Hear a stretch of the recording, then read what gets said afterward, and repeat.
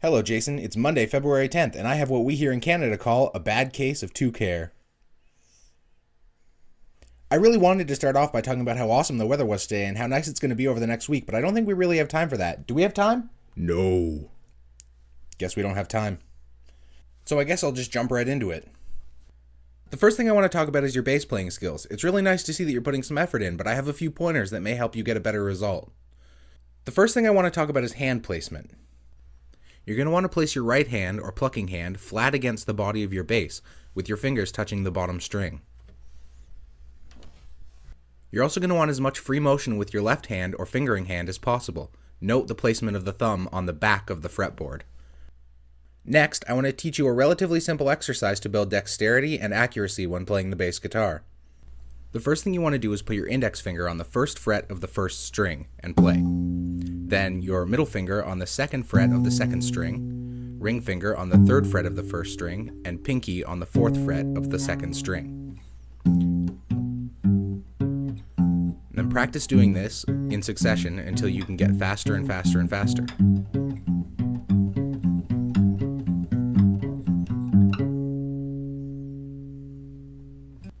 Once you've mastered that, you can start moving your hand up the guitar one fret at a time.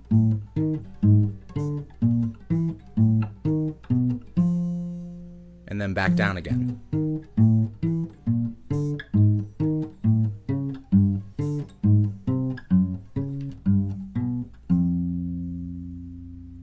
So like I said, these exercises will help you build dexterity and accuracy for playing bass guitar. And if you keep on practicing, you'll be able to play songs way more complicated than anything by Muse. Pfft. Moving on, it's time to make selections for the upcoming Academy Awards, and I'm going to start off by pointing out my choices for the two categories that you did on Friday, sound mixing and sound editing. But first, I want to point out the minor but important difference between the two categories.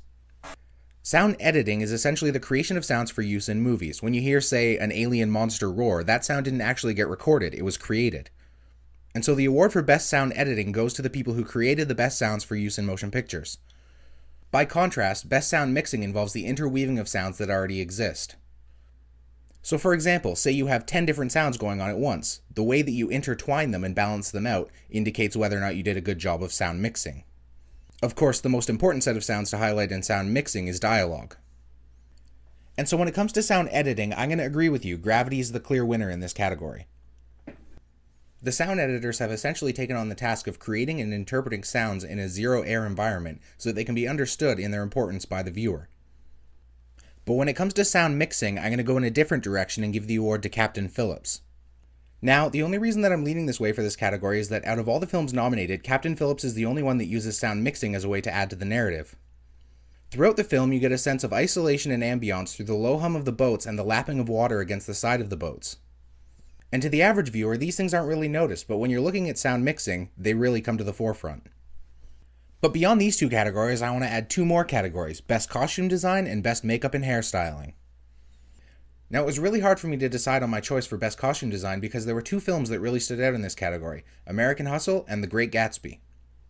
Both of them are essentially period dramas that build costumes based on the eras that they take place in. And I really wanted to give this award to American Hustle just for the scene where Bradley Cooper's character pulls the hairpiece out of Christian Bale's character's head. But at the end of the day, I decided to go with the safe bet and choose The Great Gatsby for this category. The main reason being that the execution of costume design was a lot more elegant. Best Makeup and Hair Design was a lot easier for me because there were only 3 films nominated in this category, and one of them I was pretty sure wasn't going to get the award. So, once again playing process of elimination, Jackass just isn't winning. I'm sorry, it's not. And so out of Dallas Buyers Club and The Lone Ranger, I looked at the one that impressed me most, and that was The Lone Ranger. If I'm being perfectly honest, the main reason that The Lone Ranger is winning this category for me is because there was a lot more opportunity for makeup.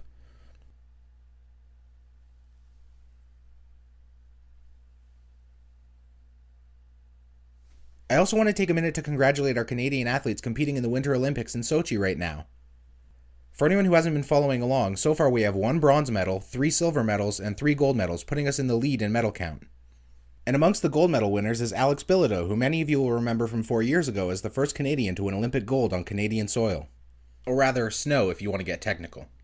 So once again, I want to congratulate all of our Canadian athletes, regardless of whether or not they've won any medals. After all, they're the closest things we have to superheroes in real life.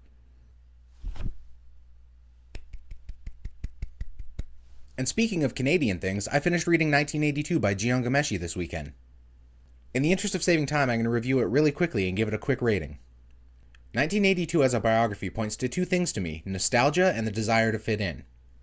In fact, the number of times that Jian Ghomeshi mentions things that used to be more difficult but are easier now with modern technology kind of got cumbersome. Which is indeed a word I use a lot when talking about books that get repetitive.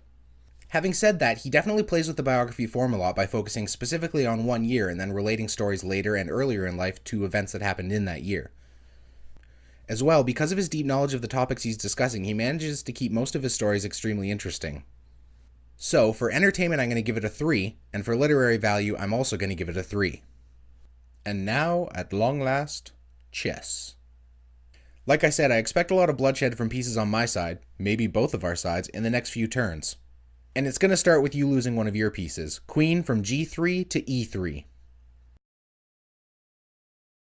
Wait a minute. Disembodied voice, we have plenty of time to talk about the weather. We've got like 3.5 minutes left. Sorry. Well, you better be. So anyway, I don't know how the weather was in Ottawa, but here in Woodstock it was really nice, so I went for a walk today. Hence the toque hair. And I've got to say, I found it extremely refreshing. I don't know if this happens to you, but when I'm cooped up inside with nothing to do all winter, I kind of go a little bit crazy. And so getting some fresh air, some sunlight, and a little bit of warmth was really reinvigorating for me. As well, I'm going to consider this progress in the Finding a New Stone challenge. In the symbolic sense, this is essentially the prelude to spring, which symbolizes rebirth. But in a very literal sense, thus far this year I haven't been able to find a new stone because they've all been buried under snow and ice. So expect progress on this front and the search for a new stone to begin shortly. As well, with the weather turning nice and staying moderately nice for the next couple of weeks, expect the numbers of my running challenge to go up a bit too. And with that, no more false endings. Except this one.